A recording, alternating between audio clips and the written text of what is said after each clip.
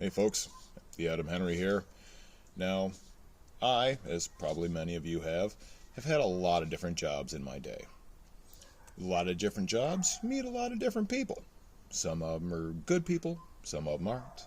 Some of them are smart people, and some of them aren't.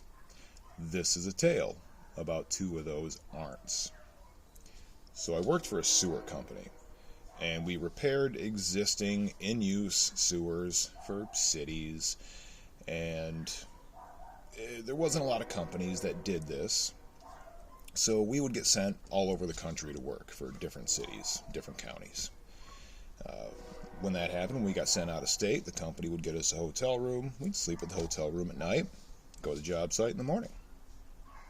So, along with all of the work vehicles and the big trucks we had, we always brought a couple of pickup trucks with us, to haul trailers and so we could get around after hours.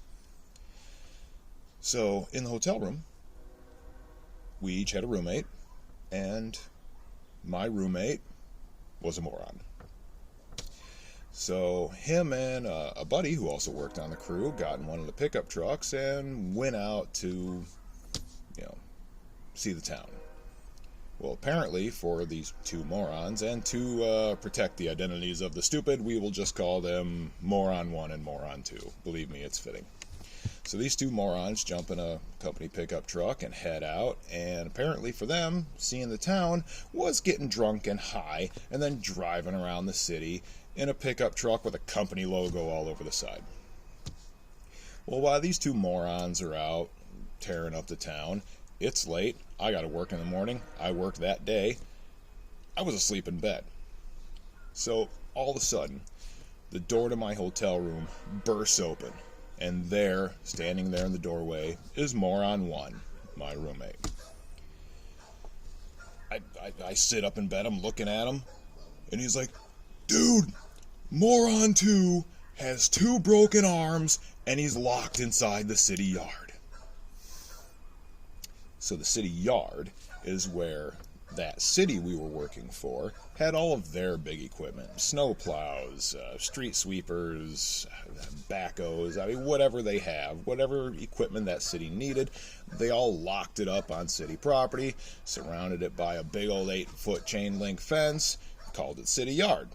They allowed us to park our equipment in the city yard while we were working for them, so they gave the supervisor a key. So we had a way to get in, get our stuff, and then lock the place back up at the end. So Moron 1 is standing there. Moron 2 has 2 broken arms, and he's locked inside the city yard. I'm like, dude, shut up. I'm trying to sleep, and I lay back down, thinking he's messing with me. He had to have been messing with me. But he's adamant. He's like, "Dude, I'm serious. Why won't anybody believe me?" Which means he's already been, most likely, to the other hotel room with the other workers in him and the supervisor, and nobody bought it. So now he's here trying to convince me. And I'm like, "Dude, I don't believe you. I'm going back to bed. We have to work in the morning." "I swear on my daughter's life." Which is also something stupid to say. You don't swear on your children's lives, you moron. But at least that made me sit up. I'm like, "Really? Like, are you serious?" "Yes." "Did you already tell the crew leader?" "I did, but he didn't believe me." Well,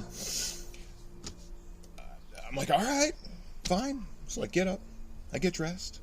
I'm like, "Let's go to the supervisor's room." We walk down, go into the supervisor's room. I'm like, "Well, Moron 1, tell him."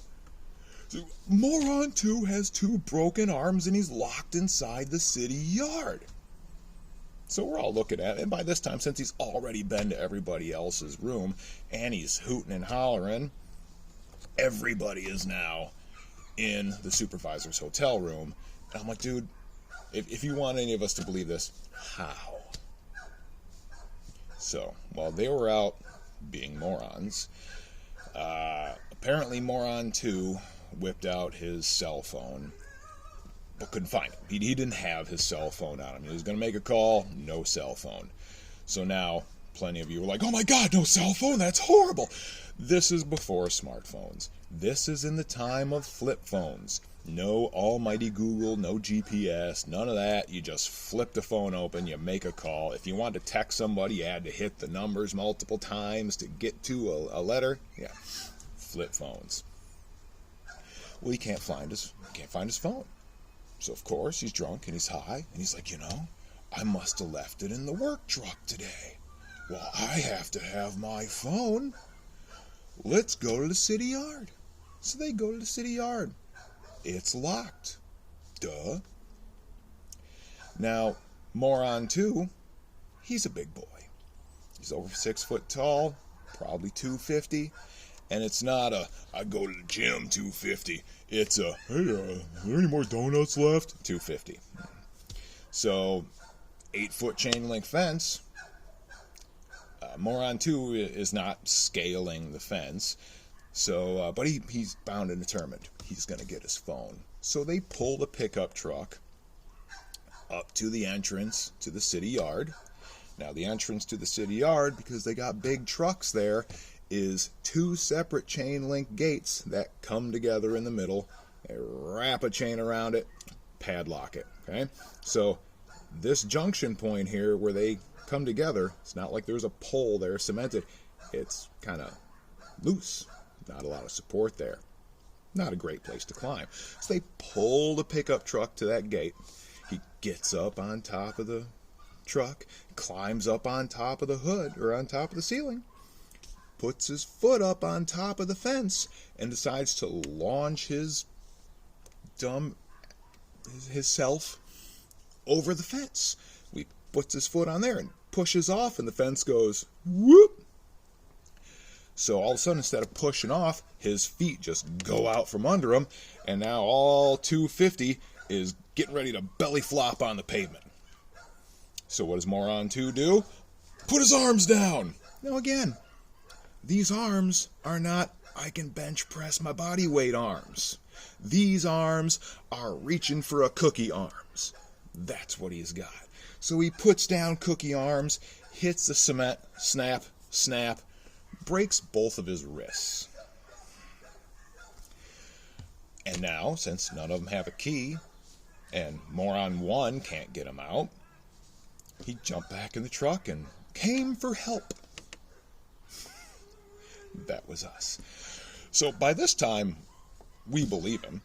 I mean, he's quite adamant, and nobody's going to miss this. So we all pile into the pickup trucks and drive over to the city yard.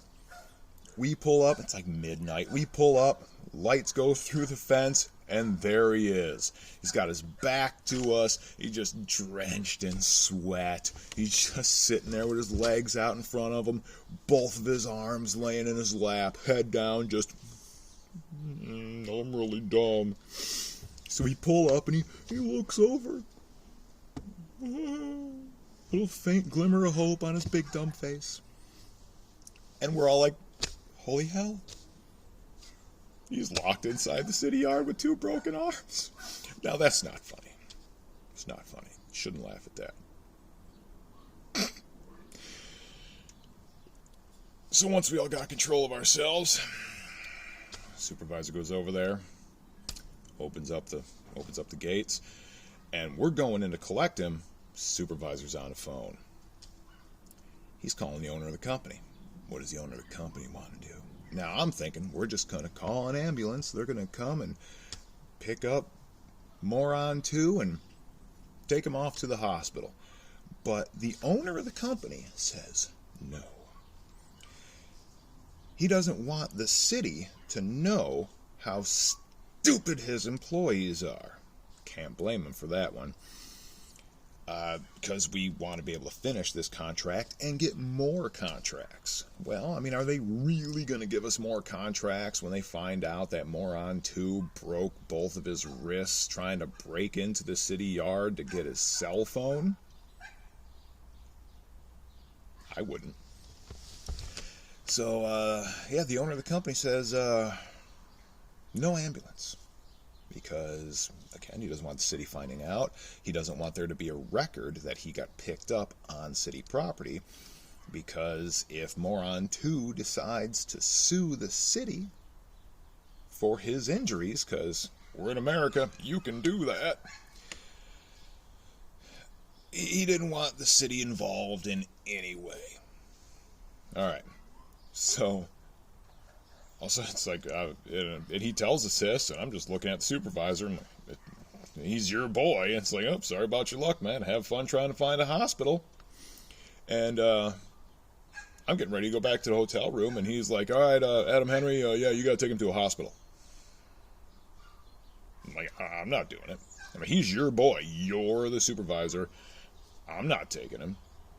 He's like, you have to take him. Why do I have to take him? He's like, you're the only one who's dressed.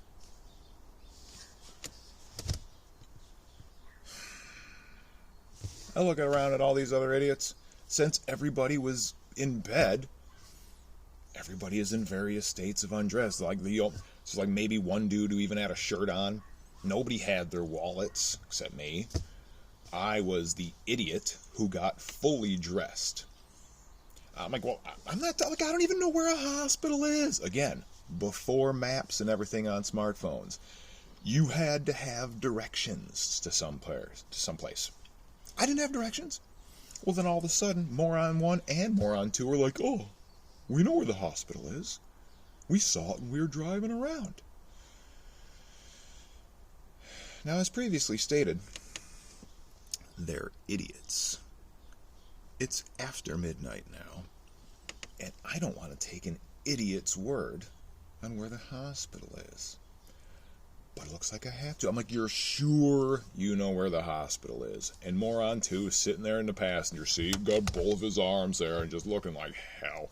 Yeah, I'm sure I know where it is, man. We drove past it, like, early on.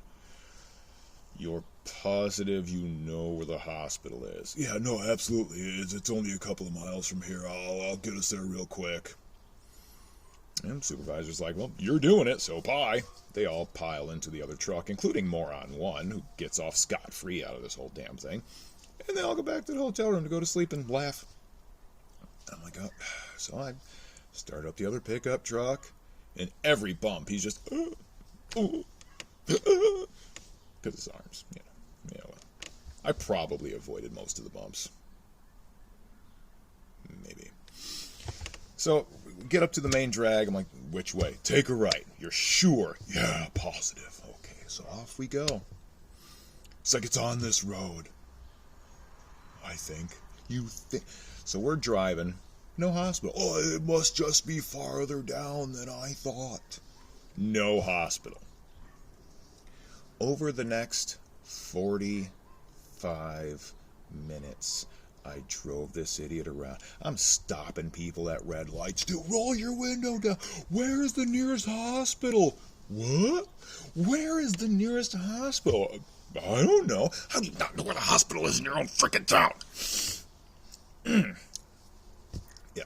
I'm stopping at gas stations, running in. There'll be 4 or 5. Even, I mean, it's a not a city, but, I mean, it was a busy frickin' town. I'd go in there, there'd be 2, 3 people in there. Hey, where's the nearest? I got a guy in the truck with 2 broken arms. Where's the nearest hospital?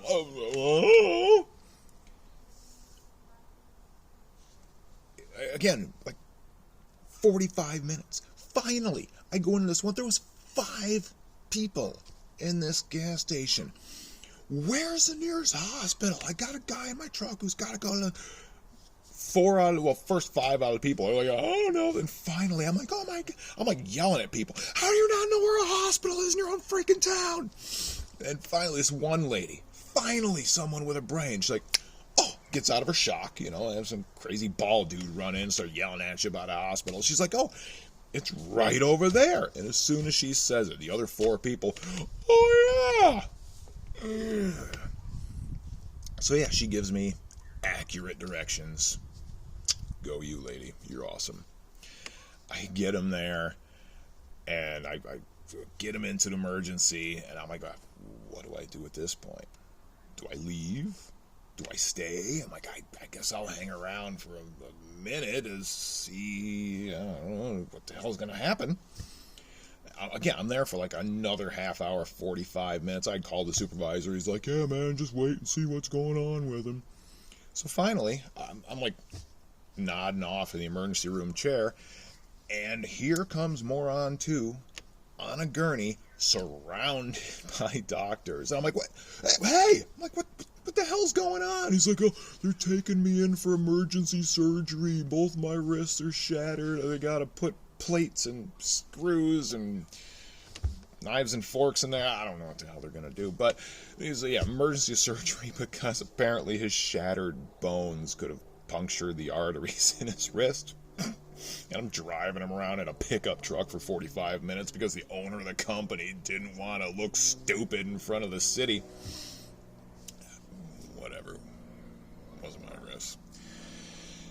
So I'm like, well, all right, well, I'm not staying. So I get directions back to where I was going. I pile back in the truck, call the supervisor, come back, got a whole like 2.5 hours of sleep before I had to get up and go to work the next day. And by the way, the next day, the supervisor gets a call from some random dude who found a cell phone on the side of the road, and because it was a work phone, had the supervisor's number in there, had a bunch of work numbers in there, so he called the one that said supervisor. Yeah, it wasn't even in his truck. Drunk, high, moron. So, his wife ended up having to come down and pick him up. He was in those casts for I don't even know how long. But then he had 3 months of physical therapy after that, where they kept him working at the company, but he couldn't go out in the field and work. He couldn't make the prevailing wage wherever we were going. So any shop time was minimum wage, which at the time was $5.15 or $5.50 an hour. So yeah, for the next 3 months, instead of making in the 20s, which we made when we were out in the field, depending on where we were, he was making $5.50 an hour for 3 months in the shop. And then as soon as he got put fit for full duty, he comes in with his paperwork, shows it to the owner and the vice president. He's like, all right, guys, I'm ready to go back in the field. I'm 100%. They went, yeah, you're good to go? 100%? Nothing else? Nope, nothing else. Sweet. You're fired. Shouldn't laugh. Because it's not funny. That's horrible. That's not funny. So, yeah. Moral of the story. Don't be stupid. Like, comment, share, subscribe, all the crap everyone else tells you to do. I am the Adam Henry, and this was a tale of two stupids. I hope you enjoyed.